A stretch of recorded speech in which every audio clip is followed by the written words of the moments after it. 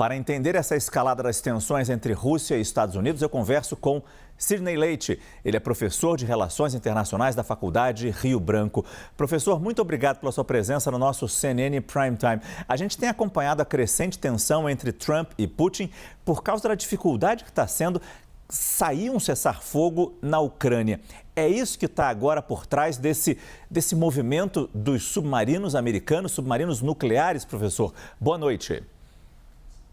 Boa noite, Márcio. Um grande prazer conversar com você. Veja, temos um cenário aí muito complexo e que, de alguma forma, a situação desconfortável econômica que o governo Trump vivencia internamente explica um pouco a elevação do tom de uma escalada, não é, por enquanto, no plano do discurso em relação à Rússia. Não deixa de ser um pouco a estratégia, Márcio, de desviar o foco, de criar, digamos, um cenário a partir do qual vai se desviar para questões mais importantes.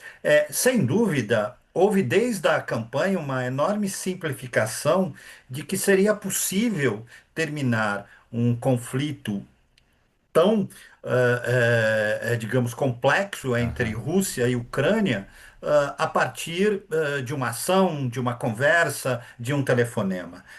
De fato, o presidente dos Estados Unidos está tendo uma enorme dificuldade de conseguir avanços mínimos, né? Porque, de fato, se trata de uma questão não só de dimensão regional, uma guerra regional, mas nós estamos falando de uma superpotência militar, que é a Rússia. Então, não é algo simples e, infelizmente, eu diria, a política externa do presidente Trump ela tem uma tendência a simplificar fenômenos que são complexos. Isso não contribui em nada para a resolução desses embates, desses conflitos. Agora, a gente sabe também, né, professor, não é a primeira vez que os russos citam armas nucleares nesses momentos de tensão. Puxando pela memória, talvez de um ano para cá, foram várias vezes. Funciona meio que da mesma forma do que Trump estaria usando essa nova tensão externa, né? Márcio, a gente pode até ir um pouco mais longe, não é? A guerra improvável, paz impossível, que é uma definição do que foi a Guerra Fria, É. tinha como questão central exatamente o arsenal termonuclear norte-americano, de um lado, e à época, soviético. Então, o Putin sabe usar muito bem essa estratégia de persuasão, de sempre lembrar ao sistema, à ordem internacional e aos Estados Unidos que a União Soviética tem, no mínimo, né, um arsenal nuclear tão poderoso quanto o dos países do Ocidente, inclusive dos Estados Unidos, sob certo aspecto, inclusive superior à Rússia tem mais ogivas nucleares do que, por exemplo, os Estados Unidos. E o Putin usa isso muito bem como estratégia de dissuasão. Olha, não pense em fazer nada contra a Rússia, porque nós temos um poder de contra-ataque absolutamente, totalmente destrutivo em relação a quem o fizer. Agora, especificamente sobre esse momento de tensão na Ucrânia e essa possibilidade ou não de termos um cessar-fogo, alguma chance da Rússia considerar a proposta americana para chegar não vou dizer na paz, mas realmente num cessar-fogo?